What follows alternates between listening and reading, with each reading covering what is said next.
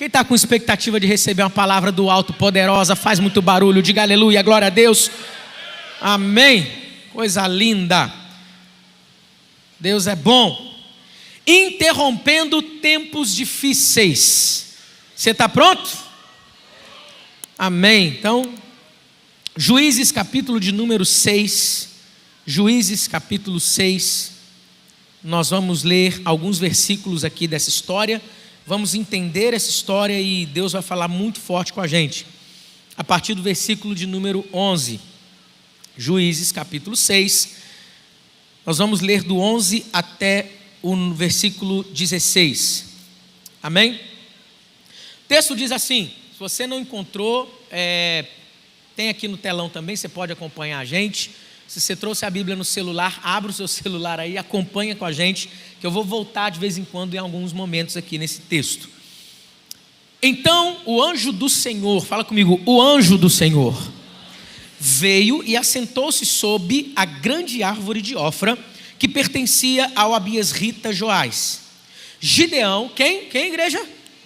Gideão, filho de Joás, estava malhando o trigo num tanque de prensar uvas, para escondê-lo dos midianitas. Então o anjo do Senhor apareceu a Gideão e lhe disse: o Senhor está com você, poderoso guerreiro. Ah, Senhor, Gideão respondeu, se o Senhor está conosco, por que aconteceu tudo isso? Onde estão todas as suas maravilhas que os nossos pais contaram quando dizem, não foi o Senhor que nos tirou do Egito, mas agora o Senhor nos abandonou e nos entregou nas mãos de Midian? O Senhor se voltou para ele e disse: com a força que você tem, vá libertar Israel das mãos de Midian. Não sou eu quem está enviando? Ah, Senhor, respondeu Gideão, como posso libertar Israel? Meu clã é o menos importante de Manassés, e eu sou o menor da minha família. Eu estarei com você, respondeu o Senhor. Eu estarei com você, respondeu o Senhor. E você derrotará todos os midianitas como se fossem um só homem. Feche seus olhos, vamos orar. Pai, muito obrigado por essa palavra. Fale ao nosso coração, Senhor, transforma a nossa vida. Chacoalha-nos se for preciso, mas muda realidades hoje aqui nessa noite. Nós estamos com o nosso coração aberto, nossa mente alerta. Nós estamos receptivos, Senhor Deus, para experimentarmos do que o Senhor planejou para hoje na nossa vida, na nossa existência, por intermédio dessa palavra que tanto vai nos alimentar hoje. Espírito Santo, fique à vontade no nosso meio para transformar, fique à vontade para erguer, levantar, fique à vontade, Espírito Santo, para transformar. Nós declaramos que essa é uma noite de milagres, essa é uma noite onde a nossa vida será impactada e transformada, essa é uma noite de restauração, de transformação, é noite de novos começos, Pai. Muito obrigado, Jesus, fique à vontade para falar conosco. Amém, amém e amém. Você já teve a sensação de, enquanto você estava assim, plantando, trabalhando, se esforçando, labutando, e aí chega no momento onde você fala, agora que eu já trabalhei bastante, eu já fiz por onde, eu labutei, eu fiz a minha parte, agora está na hora de eu colher um pouco. E aí quando você vai para essa colheita, parece que alguém chegou antes de você e devastou tudo. Eu não sei se você já teve essa sensação alguma vez na sua vida, mas o que nós estamos lendo mostra que Israel não apenas teve essa sensação, mas viveu literalmente esse contexto. Eles viviam muito dessa questão agrícola. E aí, em um determinado momento, nesse tempo onde nós estamos lendo esse trecho do livro de Juízes, você vai perceber que Israel plantava para o seu sustento, mas não conseguia se sustentar plenamente. Por quê? Porque antes mesmo de Israel colher, os povos inimigos, ou seja, os midianitas, eles vinham antes e destruíam toda a lavoura. Aí a gente entende o seguinte, a pergunta que fica é, mas Israel não é o povo de Deus? Por que é então que os inimigos vinham e devastavam tudo que Israel estava plantando? E por um longo período de tempo, a saber, 7 anos, não são 7 meses, não são 7 semanas ou 7 dias, 7 longos anos, Israel experimentou uma escassez terrível. Israel experimentou um nível de pobreza, um nível de falta terrível. Mas pastor Leandrinho, o nosso Deus não é um Deus da abundância. Por que é que isso acontece com Israel? 2 motivos aparentemente deixam muito claro o porquê Israel está vivendo isso. Primeiro, porque eles desagradaram a Deus, adorando outros deuses. Deus havia dado uma instrução: vocês não vão adorar outros deuses, vocês só vão me adorar. Vocês têm um único Deus, vocês vão me adorar. O sistema de governo nesse tempo era o sistema teocrático, ou seja, os líderes buscavam em Deus qual era a direção, mas ainda assim o povo olhava para fora. Eu acho que é só naquele tempo, porque nos tempos atuais não tem isso, de você olhar para a grama do vizinho e sempre achar a grama do vizinho mais verde que a sua. Então eles querem experimentar o que o outro está experimentando. Só que eles serviam ao Deus Todo-Poderoso. Quem era o rei deles não era um homem, eles não tinham um reinado humano, era o próprio Deus governando, era o próprio Deus sendo o rei sobre a vida deles, sendo o rei sobre Israel. O segundo motivo que explica isso, quando a gente vai estudar essa história, a gente vai perceber que lá no passado, Números capítulo 31, 12 mil homens de Israel acabaram com alguns soldados midianitas. Eles estavam debaixo do comando de Moisés, sim, ok. Estavam debaixo do comando de um líder, sim, que buscava Deus, sim. Mas eles fizeram uma maldade para além do que deveriam. Isso fez com que os povos de Midian, ou os midianitas, ficassem ressentidos e enfurecidos por longo tempo, ao ponto de chegar aqui no livro de Juízes, a gente perceber mais uma vez investidas dos midianitas contra os israelitas. Para quê? Para, com certeza, paralisar o plano divino através de Israel. Aí a gente tem o entendimento: Deus não nos criou para isso. Deus não nos criou para viver esse tipo de coisa. Nós fomos criados por Deus não para desagradar a Deus. Quem está entendendo isso aqui? Eu ouvi por mais de uma década nosso pastor Márcio falando, quando alguém perguntava para ele: pastor Márcio, qual é o seu chamado? Ele respondia sempre a mesma coisa. Por longos anos ele respondia a mesma coisa: meu chamado é fazer Deus sorrir. O meu chamado e o seu chamado é agradar o coração do nosso Pai Celestial. O meu chamado, o seu chamado é fazer Deus sorrir. Tem alguém entendendo isso aqui nessa noite? Então a gente está aqui para isso. Se Deus não for o primeiro na nossa vida, Ele nunca vai ser o segundo. Nunca vai ser o segundo.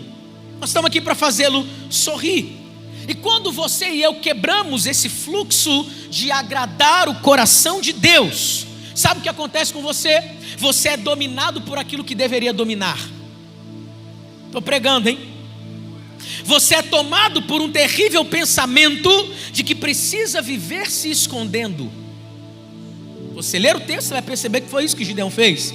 Você tem a sua identidade afetada, você não sabe quem é. Quando você quebra esse fluxo de agradar o coração de Deus, se ativa um ciclo destrutivo, onde áreas na sua vida começam a entrar em fase de morte. Mas escute isso: Deus é poderoso para quebrar qualquer ciclo de escassez e trazer ciclos de abundância para a tua vida. Tem alguém que recebe essa palavra aqui? Deus é Deus de restauração. Ele diz hoje para você, Ele me trouxe aqui para dizer exatamente assim para você: eu sou Deus que levanto, eu sou Deus que restauro, eu sou Deus que reafirmo promessas, eu trago de volta, eu curo, eu saro, eu consolo, eu faço começar de novo se for preciso. Esse é o nosso Deus. Esse é o nosso Deus. Que mesmo Israel passando por esse período terrível, só porque alguém dobrou os joelhos e clamou, Deus veio e trouxe resposta. Isso quer dizer o que para nós? Ainda que você esteja vivendo tempos difíceis, não pare de clamar. Ele é o socorro bem presente na hora da angústia. Ele é aquele que não dorme e trabalha até agora. Tem alguém que entende isso aqui? E aí, alguém decide clamar e Deus manda a resposta. Deus usa um profeta. Deus envia um profeta para falar ao povo. E a fala do profeta ao povo é lembrando quem Deus é. Você não lembra? Deus abriu o mar vermelho. Ele fez milagres para a vida dos seus antepassados. Deus fez tantas coisas e conduziu vocês, tirando, libertando. Só que no final o profeta fala algo. Ele vai dizer assim: mas vocês não deram ouvidos a Deus. Depois disso, o texto vai dizer que o anjo do Senhor encontra um homem, ou vai até um homem chamado Gideão. Qual é o nome desse homem? Gideão. Só que quando você pega na sua Bíblia, você vai ver que o anjo do Senhor, esse anjo está escrito com letra maiúscula. Quando a gente vai estudar, a gente entende, e existe uma nomenclatura para explicar isso. A gente entende que é uma teofania, ou seja, é uma aparição para seres humanos, mas uma aparição do próprio Deus. É Deus vindo falar diretamente com Gideão. É Deus vindo diretamente chamar Gideão. Para quê, pastor Leandrinho? Para ser o homem usado por ele para libertar Israel dessa opressão, para fazer quebrar esse tempo difícil. Deus levanta esse homem chamado Gideão para interromper esse tempo difícil que Israel estava passando. Tem alguém entendendo isso aqui? Enquanto eu estava preparando essa mensagem, o Espírito Santo não me tirava os olhos dessa passagem, onde alguém clama, Deus envia um profeta para o povo. Mas quando vai falar com Gideão, não é um profeta, é o anjo do Senhor, é a teofania, é o Deus, o próprio Deus falando com Gideão. Sabe o que o Espírito Santo trouxe ao meu coração? O Espírito Santo falou comigo assim: para o povo, Deus manda um profeta para dar o recado. Quando Ele quer chamar um indivíduo, Ele mesmo aparece. Eu não sei se sua casa está vivendo tempos difíceis. Eu não sei o que é que tem acontecido com você, com a tua família, no meio onde você está. Mas hoje Deus manda dizer para você: Ele não vai enviar um profeta não. Ele mesmo está vindo até você para chamar você para uma grande obra, que só Ele pode te capacitar para que você cumpra isso. Tem alguém que recebe essa palavra hoje aqui? Ele vai chamar você hoje para interromper tempos difíceis da tua vida. Ele está chamando você hoje. Ele mesmo, o próprio Deus, está te chamando. Ei, eu estou te levantando para interromper tempos difíceis na tua casa, na tua família, no teu casamento. O próprio Deus está te chamando. Esse tempo difícil nessa empresa vai cessar, mas eu vou levantar você para interromper esse tempo. Tem alguém que acredita nessa palavra? Faz alguma coisa, pelo amor de Deus.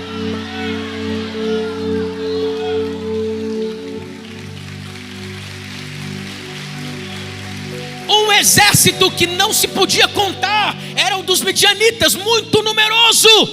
E o final da história, se você não conhece, Gideãozinho com 300 homens destroem o exército dos midianitas, interrompendo um tempo difícil, aquele tempo de escassez, aquele tempo de pobreza, aquele tempo de falta. Foi completamente interrompido e foi dado espaço a um novo tempo de Deus, de abundância, um tempo de prosperidade. Quem está entendendo isso aqui, recebe essa palavra. Hoje Deus está vindo para interromper esse tempo difícil, para que chegue sobre a sua vida um tempo de avanço, um tempo onde você vai progredir, um tempo onde você vai prosperar como nunca antes prosperou, um tempo onde você vai avançar como nunca antes avançou.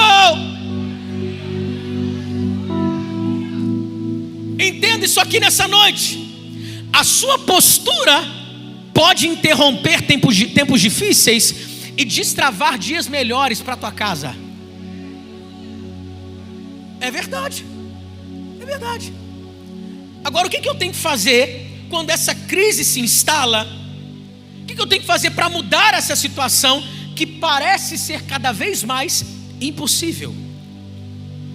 A gente até se adapta às vezes. 7 anos, já estou acostumado a viver desse jeito aqui. Só que o que Deus não preparou para você, você não precisa se acostumar. Não, vou repetir, isso aqui é para alguém hoje. O estilo de vida que Deus não preparou para você não é para você se acostumar. Tem algo vindo do alto para você. Não, eu não oro não, já são 7 anos sem oração. Não é para você se acostumar. Deus quer você de novo no quarto de oração. Deus quer você de novo dobrando esse joelho. Deus quer você de novo ouvindo a voz dele e seguindo as direções dele. Ah, esse casamento é assim mesmo, pastor. Eu finjo que está tudo bem e ele finge também que eu acho que está tudo bem. Não. Você pode até pensar, mas já são 7 anos. A gente já se acostumou a viver desse jeito. E vai ser desse jeito aqui para sempre. Não, Deus não tem isso para tua casa, para tua família. Hoje é dia de Deus interromper. Hoje vai ser interrompido esse tempo difícil para que um tempo extraordinário de Deus chegue para você. Quem recebe isso aqui hoje, quem acredita nessa palavra, bate na mão de quem está do teu lado, fala para ele assim: ei, é tempo de interromper.